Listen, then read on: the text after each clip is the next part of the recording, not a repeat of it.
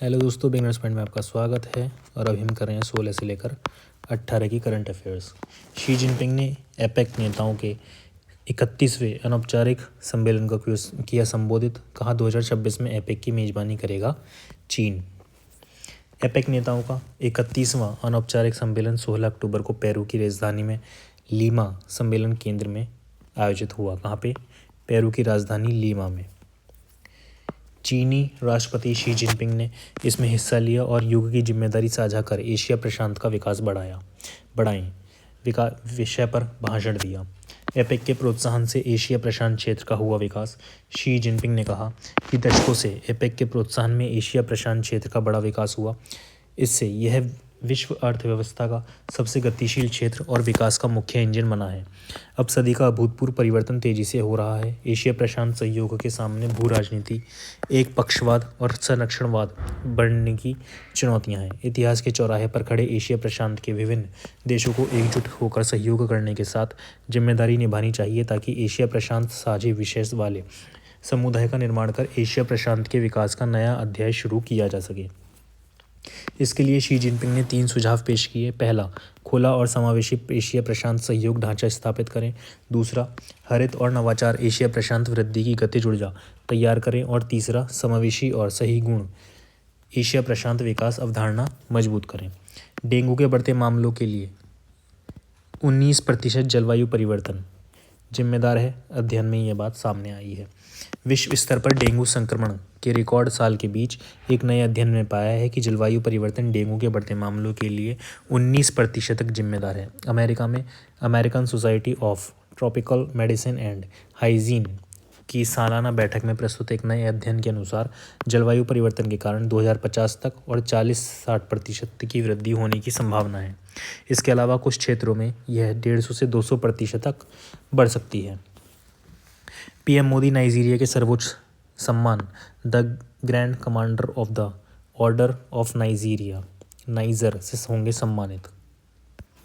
प्रधानमंत्री नरेंद्र मोदी को नाइजीरिया के सर्वोच्च सम्मान the grand commander of the order of the Niger से सम्मानित किया जाएगा। प्रधानमंत्री मोदी को आज रविवार को यह सम्मान नाइजीरिया की ओर से प्रदान किया जाएगा। यह किसी देश द्वारा प्रधानमंत्री मोदी को दिए जाने वाला 17वां अंतर्राष्ट्रीय पुरस्कार होगा। खास बात यह है कि पीएम मोदी नाइजीरिया का यह सर्वोच्च सम्मान पाने वाले विश्व की दूसरे सबसे बड़ी शख्सियत होंगे। इससे पहले महारानी एलिजाबेथ एकमात्र विदेशी हस्ती हैं जिन्हें 1969 में इस पुरस्कार से नवाजा गया था। कोरोना महामारी के दौरान पीएम मोदी ने कैरिबीन द्वीप राष्ट्र की मदद की थी। इससे पहले डोमिनिका के प्रधानमंत्री मोदी को अपने सर्वोच्च राष्ट्रीय पुरस्कार से सम्मानित करने की घोषणा की थी।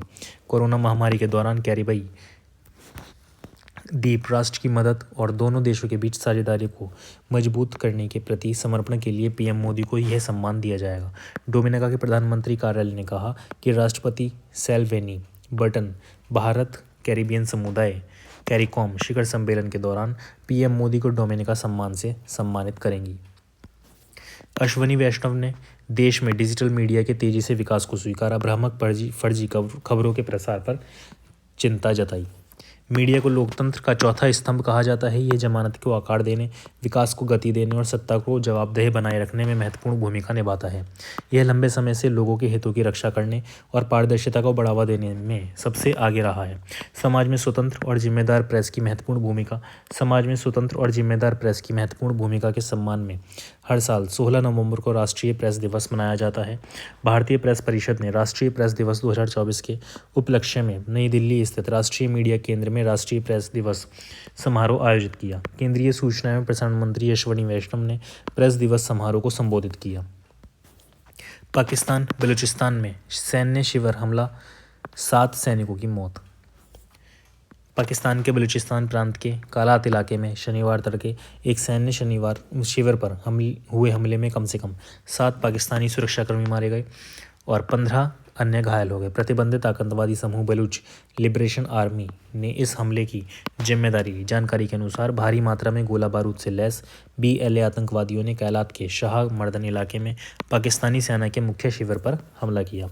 DRDO की बड़ी कामयाबी, हाइपरसोनिक मिसाइल का सफल परीक्षण, रक्षा मंत्री ने बताया ऐतिहासिक उपलब्धि। भारत को हाइपरसोनिक मिसाइल के परीक्षण में बड़ी सफलता मिली है। देश के रक्षा क्षेत्र में अनुसंधान के लिए प्रसिद्ध DRDO ने लंबी दूरी की हाइपरसोनिक मिसाइल का सफल परीक्षण किया। बताया गया है कि ओडिशा के तटीय इलाके पर स्थित APJ अब्दुल कलाम द्वीप पर शनिवार को यह परीक्षण किया गया। हाइपरसोनिक मिसाइल का सफलतापूर्वक परीक्षण भारत के लिए ऐतिहासिक। रक्षा मंत्री राजनाथ सिंह ने अपने एक्स पोस्ट पर लिखा, भारत ने लंबी दूरी की हाइपरसोनिक मिसाइल का सफलतापूर्वक उड़ान परीक्षण करके एक बड़ी उपलब्धि हासिल की है। यह एक ऐतिहासिक पल है और इस उपलब्धि ने हमारे देश को ऐसे चुनिंदा देशों के ग्रुप में शामिल कर दिया है जिनके पास ऐसी महत्वपूर्ण सैन्य तकनीकों की क्षमता है। उन्होंने इस कामयाबी के लिए DRDO, सशस्त्र बलों और उद्योगों को बधाई देते हुए इसे बेहद महत्वपूर्ण सफलता करार दिया। इस हाइपरसोनिक मिसाइल को भारतीय सशस्त्र बलों को सभी सेवाओं के लिए 1500 किलोमीटर से अधिक दूरी तक विभिन्न पेलोड ले जाने के लिए डिज़ाइन किया गया है। नाइजीरिया पहुंचे PM मोदी, ऐतिहासिक यात्रा पर गर्मजोशी से स्वागत के लिए राष्ट्रपति तिनुबू को दिया धन्यवाद। रविवार को प्रधानमंत्री नरेंद्र मोदी पहली बार नाइजीरिया पहुंचे। यह यात्रा उनके 3 देशों के दौरों का हिस्सा है, जिसमें वे ब्राज़ील और गुयाना भी जाएंगे। PM मोदी को गर्मजोशी से किया स्वागत। PM मोदी 17 वर्षों में नाइजीरिया जाने वाले पहले भारतीय प्रधानमंत्री। PM मोदी पिछले 17 सालों में नाइजीरिया जाने वाले पहले भारतीय प्रधानमंत्री है। राष्ट्रपति टिनुबू ने प्रधानमंत्री नरेंद्र मोदी का हमारे देश नाइजीरिया में स्वागत करते हुए खुशी हो रही है। 2007 के बाद किसी भारतीय प्रधानमंत्री का यह पहला दौरा है। हमारी चर्चा दोनों देशों की साझेदारी को मजबूत करने और मुख्य क्षेत्रों में सहयोग बढ़ाने पर होगी। PM मोदी, आपका स्वागत है। एयर एशिया ने पोर्ट ब्लेयर से कुआलालंपुर के बीच शुरू की अंतर्राष्ट्रीय उड़ान सेवा। जितन राम मांझी ने 43वें IITF में MSME मंडप का उद्घाटन किया।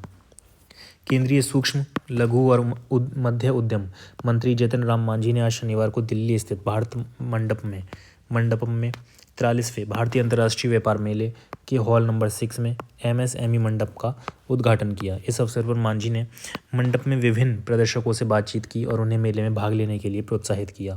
उनके साथ MSME मंत्रालय के DC डॉक्टर रजनीश और अन्य वरिष्ठ अधिकारी भी मौजूद थे। मंत्रालय ने कहा कि MSME मंडप में देश के 29 राज्यों और केंद्र शासित प्रदेशों का प्रतिनिधित्व करने वाले 200 प्रदर्शक भाग ले रहे हैं। इस बार मंडप का मुख्य विषय हरित MSME है, जो MSME द्वारा अपने व्यवसाय संचालन को बदलने के लिए स्वच्छ यानी हरित प्रौद्योगिकियों को अपनाने पर जोर देता है। PM विश्वकर्मा योजना के बारे में किया गया जागरूक। इस दौरान प्रधानमंत्री विश्वकर्मा योजना के बारे में जागरूकता पैदा करने के लिए एक नुक्कड़ नाटक भी प्रस्तुत किया गया। PM विश्वकर्मा योजना, जिसमें 8 व्यवसायों में लगे कारीगरों और शिल्पकारों को अंतिम सहायता प्रदान करने के लिए मंत्रालय की एक प्रमुख योजना है। इस योजना को प्रधानमंत्री नरेंद्र मोदी ने 17 सितंबर 2023 को लॉन्च किया था। सामाजिक सुरक्षा और वित्तीय स्थिरता प्रदान करने में महत्वपूर्ण भूमिका निभा रहा है EPFO, मनसुख मांडविया ने बात बोली है। केंद्रीय श्रम एवं रोजगार मंत्री डॉक्टर मनसुख मांडविया ने कहा कि कर्मचारी भविष्य निधि संगठन देश भर में लाखों सदस्यों को सामाजिक सुरक्षा और वित्तीय स्थिरता प्रदान करने में एक अहम भूमिका निभा रहा है। दिल्ली में एक कार्यक्रम के दौरान डॉक्टर मांडविया ने EPFO के परिवर्तनकारी यात्रा की सराहना की। उन्होंने EPFO के मजबूत IT प्रणाली, शिकायत निवारण की कुशल व्यवस्था और सदस्य केंद्रित सेवा मॉडल को लागू करने की आवश्यकता पर जोर दिया। डॉक्टर मांडविया ने EPFO कर्मचारियों से यह अपील की कि वे संगठन के नारे हम हैं ना को अपनाएं और इसे अपनी जिम्मेदारी समझते हुए लोगों की सेवा में जुटें। उन्होंने कहा कि सच्ची सेवा का मूल्यांकन इस बात से होता है कि कर्मचारी जरूरतमंदों की मदद और समस्याओं को हल करने में कितना योगदान देते हैं। प्रधानमंत्री मोदी 15 नवंबर को पहले बोडोलैंड महोत्सव का करेंगे उद्घाटन, जो कि कर चुके हैं। राजधानी दिल्ली में शुक्रवार को sports authority of India Sai के इंदिरा गांधी खेल परिसर में 2 दिवसीय प्रथम बोडोलैंड महोत्सव 15-16 नवंबर को होगा, जिसका उद्घाटन प्रधानमंत्री मोदी करेंगे। यह महोत्सव शांति बनाए रखने और जीवंत बोडो समाज के निर्माण के लिए भाषा, साहित्य और संस्कृत पर एक बड़ा आयोजन है। इसका उद्देश्य न केवल बोडोलैंड में असम, पश्चिम बंगाल, नेपाल और पूर्वोत्तर के अन्य अंतर्राष्ट्रीय सीमावर्ती क्षेत्रों में रहने वाले स्वदेशी बोडो लोगों को एकीकृत करना है।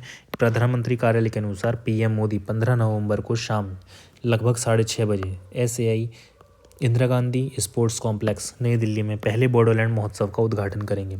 इस अवसर पर वह सभा को भी संबोधित करेंगे।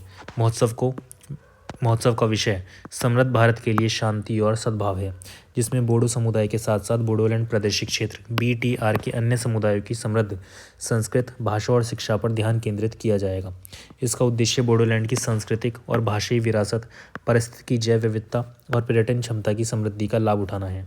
यह महोत्सव प्रधानमंत्री मोदी के गतिशील नेतृत्व में 2020 में बोडो शांति समझौते पर हस्ताक्षर करने के बाद से वसूली और लचीलेपन की उल्लेखनीय यात्रा का जश्न मनाने के बारे में भी है। इस शांति समझौते में न केवल बोडोलैंड में दशकों के संघर्ष, हिंसा और जीवन की हानि को हल किया, बल्कि अन्य शांति बस्तियों के लिए उत्प्रेरक के रूप में भी काम किया है।